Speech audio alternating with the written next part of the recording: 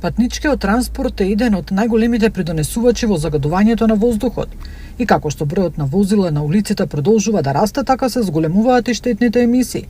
Зелената транспортна инфраструктура е онаа што им овозможува на луѓето да се движат користејќи сопствена сила, како што се пешачењето или возење велосипед или со други еколошки одржливи средства како возови или автобуси. Од аспект на сообраќајот и транспортот во иднината ќе се размислува во насока на предизвиците кои ги донесуваат електричните возила, кои треба да го намалат загадувањето од еден аспект. Тука се наметнува како решение во транспортот и водородот. And that's not only true for Northern Macedonia, but for the entire region. The transport... Точно е дека транспортот допринесува до зголемување на емисиите на јаглерод диоксид и меѓутоа за среќа има алтернативи кои што може да работат на намалување на овие емисии. Можеме да говориме малку повеќе за урбаната мобилност, малку повеќе да се фокусираме на бројот на индивидуални возења, односно бројот на возила кои што се управувани и кои што ги користи само еден индивидуален возач.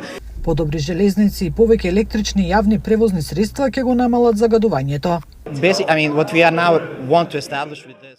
За да видиме како да најдеме една платформа, да дојдеме до овие чисти автобуси, за да дојдеме до чистите градови. Всушност, ако имаме еден малечок град, имаме само еден автобус, тогаш е многу тешко да зборуваме за резултати. Урбаната мобилност е она која што и како општина Охрид ние имаме ставено како приоритет.